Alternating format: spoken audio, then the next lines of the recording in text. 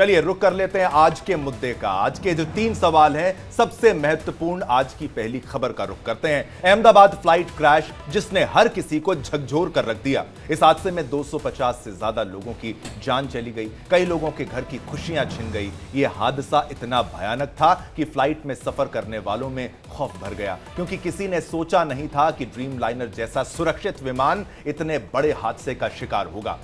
दूसरी खौफ की वजह हादसे के बाद विमानों में लगातार आ रही खराबियां, तकनीकी खराबियां या तमाम खराबियां हैं। जब से प्लेन क्रैश हुआ है तब से कभी फ्लाइट्स की इमरजेंसी लैंडिंग हो रही है, विमानों को तकनीकी खराबियों और सुरक्षा कारणों से या तो यू टर्न लेना पड़ रहा है या फिर फ्लाइट को कैंसिल किया जा रहा है, जिससे लोगों में गुस्सा और डर का माहौल है। प्लेन में सफर करना इन दिनों कुछ ऐसा है जैसे जान हथेली पर लेकर चलना। बिल्कुल, हादसे के बाद आज पहली बार अहमदाबाद से लंदन के लिए एयर इंडिया की ड्रीम लाइनर ने उड़ान भरनी थी, लेकिन टेक्निकल फॉल्ट की वजह से पहले तो फ्लाइट डिले हो गई और बाद में फ्लाइट को कैंसिल कर दिया। इतना ही नहीं, पिछले कुछ दिनों से तकनीकी खराबी के ऐसे कई मामले सामने आ चुके हैं जिसमें ज्यादातर विमान एयर इंडिया के बोइंग के हैं।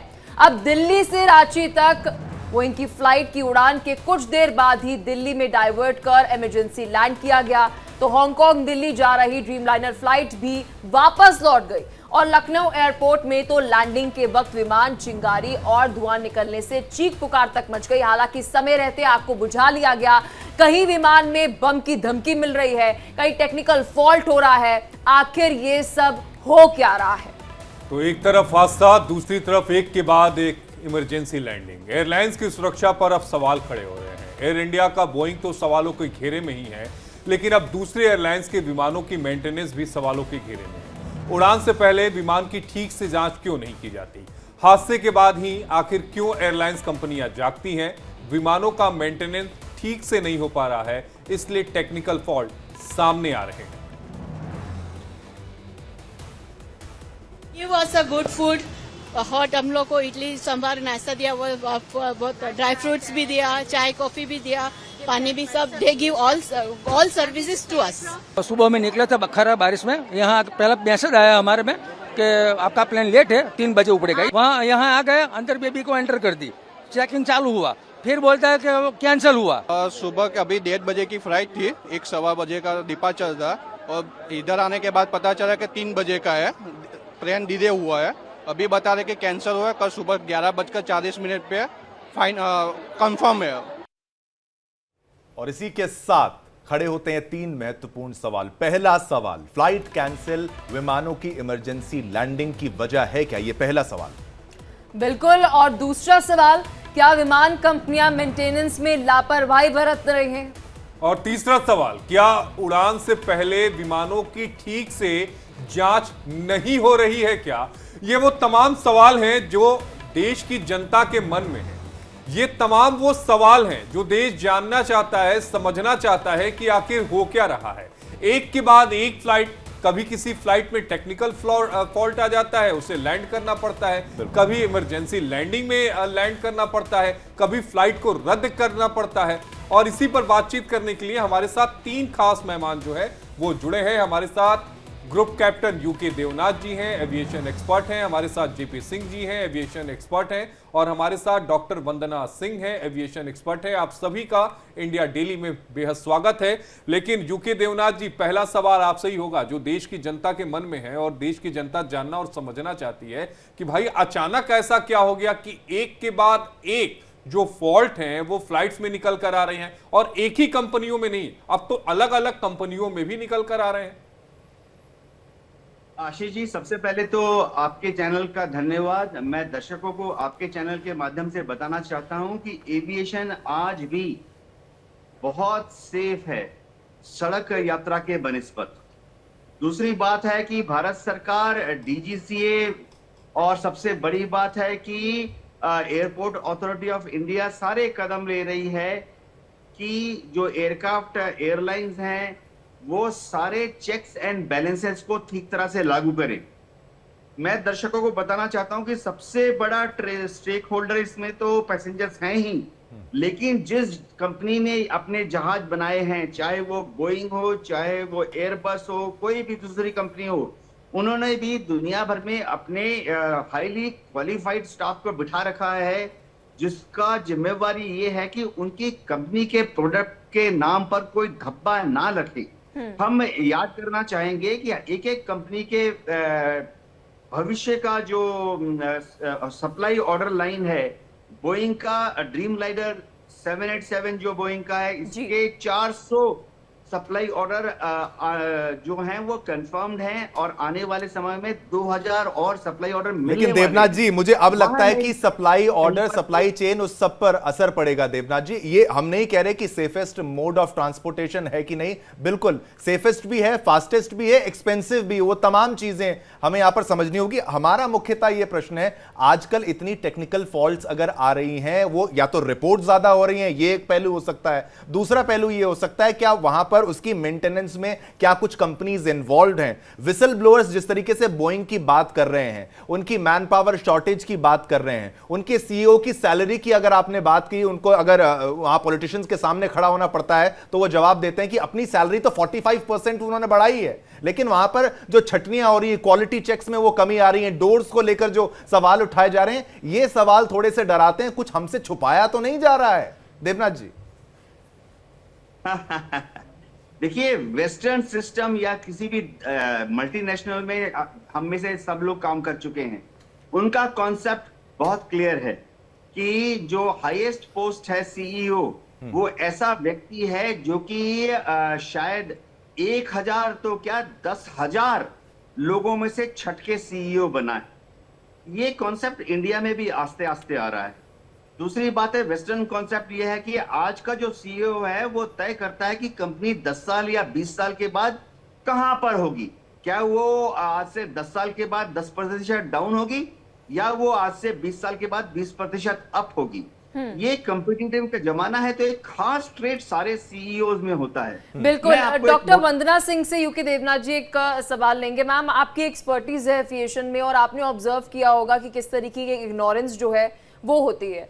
मैम, क्या लगता है कि पिछले 5 दिनों का अगर मैं जिक्र करूं तो क्या आप एक्स्ट्रा बहुत अलर्ट हो गए, आप अटेंटिव हो गए हैं कि जो आप टेक्निकल पहले क्लियरेंस मिलती थी या एक ऑडिट होता था उसमें आप इतनी ऑब्जर्वेशन नहीं करते थे और कुछ होता था खामी तो आप कहते थे छोटा सा टेक्निकल ग्लिच है, लेट इट बी, लेकिन अब वैसा नहीं हो रहा।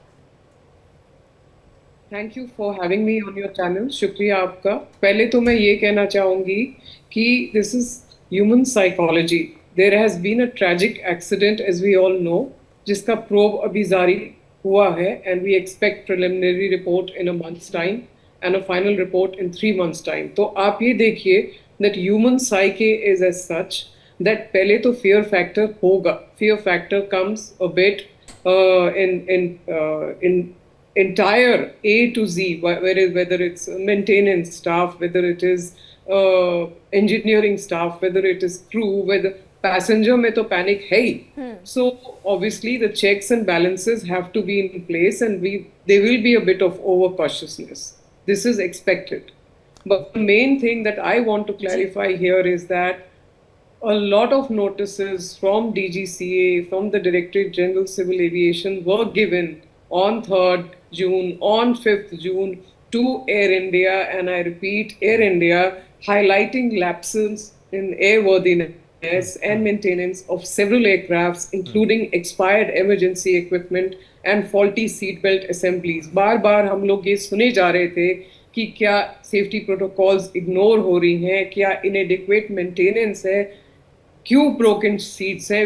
वंदना जी, तो क्या मेंटेनेंस को लेकर भी ब्रोकन सीट बेल्ट, बिल्कुल आपने यहां पर कहा, डीजीसीए की वार्निंग्स का आपने जिक्र किया, तो वार्निंग्स को अगर इग्नोर किया तो ये तो बहुत बड़ा क्रिमिनल ऑफेंस है, ये तो people's life are at stake. अगर इस तरीके से हम इसको देखा जाए तो ये तो बहुत बड़ी गलती है। I am agreeing as a आम आदमी। ट्रेन का इंजन अगर खराब होगा तो ज्यादा से ज्यादा रुक जाएगी, गाड़ी का इंजन खराब होगा तो गाड़ी रुक जाएगी, क्रैश तो नहीं हो जाएगा, प्लेन तो क्रैश हो सकता है। एग्जैक्टली। सो देयरफॉर ये बहुत जरूरी है, बहुत इंपॉर्टेंट है दैट सारे जहाज ठीक से मेंटेन होने चाहिए। इसी तरीके से अगर आप कोई घर खरीदते हैं, you have to maintain it, and don't forget कि ड्रीम लाइनर 777 सीरीज और 787 series, all of them, these are robust aircrafts, these are healthy aircrafts, there been no crash for last 15 years, but the question is coming on the maintenance.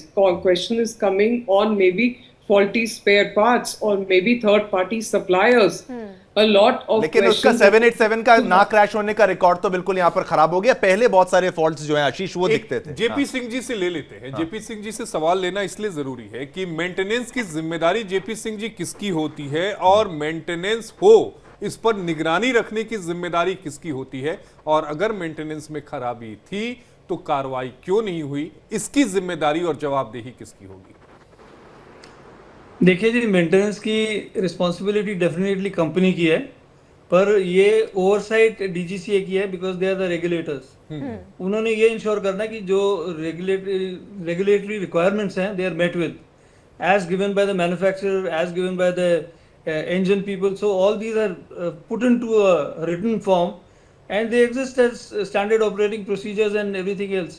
ये Boeing की incidentally एक they keep issuing एक FAA ने airworthiness directive issue किया हुआ है इसका AD regarding this double engine failure due to electrical failure of FADEC as well as simultaneous engine failure because of engine electronic control. तो ये बात जेपी सिंह जी आप शायद एक महत्वपूर्ण बात कर रहे हैं। क्या बता रखा है, इस थोड़ा दोहरा दीजिए कि बोइंग की तरफ से जो डबल इंजन फेलियर हुआ है ये लाइट में आया है कि इस पे FAA ने, that is federal American authority aviation authority, they have issued a AD directive to Boeing which states that ये जो दो इंजन का फेलियर है it can happen to an aircraft, और based on that the directive was issued to all airlines की 120 दिन के अंदर एयरक्राफ्ट का सारा सिस्टम शट डाउन होना चाहिए and then only it should be reenergized, because this kind of possibility exist. It's called electrical stacking, जिसमें होती है जैसे ये फॉल्ट आ जाती हैं, जैसे EVs हैं आजकल, इनमें भी ये फॉल्ट आ रही है क्योंकि तो यूके देवनाथ जी, अगर करंट सिनेरियो में हम देखें, जो मैं पहले ही जिक्र कर रही थी कि आप अब अलर्ट हो गए हैं कि अब ये एक हादसा हुआ है तो अब आप अलर्ट हो गए हैं जी कि अब जो टेक्निकल क्लियरेंस है उसके अंदर आप थोड़ी सी कठिनाई लाइए और सही तरीके से वो टेक्निकल क्लियरेंस मिलना चाहिए। यूके देवनाथ जी, हमने बहुत से पायलट्स जो अब मतलब रिटायर हो जाते हैं, फिर उसके बाद उनका एक तरीके का बयान सामने आता है कॉस्ट सेविंग के लिए हम बहुत सी चीजें, और हाल फिलहाल में तो बहुत आम हो गया है कि बहुत सी हम देख रहे हैं एयरलाइंस जो है इंसॉल्वेंट हो रही हैं, मतलब वहां पर मुनाफा इतना नहीं है और कॉस्ट बहुत ज्यादा पड़ रही है और अब आपको कॉस्ट को सेव करना है। Is it a big factor कि इस वजह से ही ये हादसे जो है वो बढ़ रहे हैं? देखिए, होता यह है एयरलाइंस में या एविएशन इंडस्ट्री में कि ऑब्वियसली प्रॉफिट एक फैक्टर होता है, लेकिन प्रॉफिट करने के लिए फ्लाइट सेफ्टी से कोई कॉम्प्रोमाइज नहीं करता। मैं आपको बताना चाहता हूं कि जो भी शॉर्टकमिंग्स होती हैं, चाहे वो टेक्निकल हो, चाहे ऑपरेशनल शॉर्टकमिंग्स हो या एनवायरमेंटल फैक्टर्स हो, उन पर एक कॉम्पिटेंट लेवल पर डिस्कशन करने के बाद डॉक्यूमेंटेड होता है। अगर क्रिटिकल एरिया है जिसके फेलियर होने पर कैटास्ट्रॉफी कैन टेक प्लेस, यानी इंजन हो गया, हाइड्रोलिक सिस्टम हो गया, ब्रेक सिस्टम हो गया, तो कोई भी कंसेशन नहीं दिया जाता। अब ये शब्द कंसेशन मैं इसलिए इस्तेमाल करता हूं क्योंकि एविएशन इंडस्ट्री में ये एक एक्सेप्टेबल ऑफिशियल जार्गन है। अब अगर कोई चीज ऐसी है जो काम नहीं कर रही है या अभी खराब है, लेकिन वो नॉन क्रिटिकल है। देवनाथ जी, ये जैसे पलक का जो प्रश्न था, मैं आपको बीच में थोड़ा सा इंटरप्ट कर रहा हूं, माफ कीजिएगा, लेकिन महत्वपूर्ण प्रश्न ये कि कॉस्ट सेविंग के कई तरीके होते हैं। फ्यूल कंजम्पशन को आप कम करना चाहते हैं, प्लेन जब हम रनवे पर यानी टारमैक पर हम जब उसको दौड़ाते हैं, वो भी एक फ्यूल एक्सपेंडिचर बहुत होता है। जब हम उसको किस तरीके से लैंड कराते हैं, कितना उसका तमाम चीजें, कितना उसमें सामान कितना, वो तमाम चीजें कैलकुलेशन के साथ, वो भी फ्यूल कंजम्पशन को अफेक्ट करता है। क्या तेल बचाने के लिए कुछ ऐसी प्रक्रियाओं का, कुछ ऐसे प्रिकॉशंस का, प्रोटोकॉल्स का पालन कर रहा है जो एयरक्राफ्ट को ज्यादा डैमेज करता है? यानी कि जो आप लैंडिंग के प्रोसीजर का पालन करते हैं, क्या वो एक हार्ड लैंडिंग है या फिर आप पूरे रनवे का आप इस्तेमाल करते हैं, फ्यूल कंजम्पशन ज्यादा होता है लेकिन आपका विमान ज्यादा सेफ रहता है? थोड़ा ये आपका एक्सपर्टीज वाला मामला, थोड़ा सा मैंने पढ़ा, आप इस पर थोड़ा सा यहां पर लाइट डालिए, रोशनी डालिए कि ये कुछ प्रैक्टिसेस हैं क्या जो सवालों के घेरे में आप यहां पर ला सकते हैं उनको? इसमें कोई शक नहीं है कि फ्यूल कंजम्पशन को कंट्रोल में रखना या फ्यूल कंजम्पशन को कम करना या सही शब्द इस्तेमाल करें तो फ्यूल एफिशिएंसी को बढ़ाना एक पायलट को सिखाया जाता है, आशा भी की जाती है, कई एयरलाइंस में उसके लिए एक इंसेंटिव भी दिया जाता है। लेकिन देखिए सबसे बड़ी सेफ्टी तो ये है कि जो पायलट है, कैप्टन और को पायलट है, वो खुद ही वहां बैठे हैं। तो अगर समझिए वो 10 लीटर एटीएफ का बचाने की कोशिश करते हैं तो जाहिर बात है वो 10 लीटर एटीएफ इस तरह से नहीं बचाएंगे कि उनकी खुद की जान जोखिम में आ जाए। मैं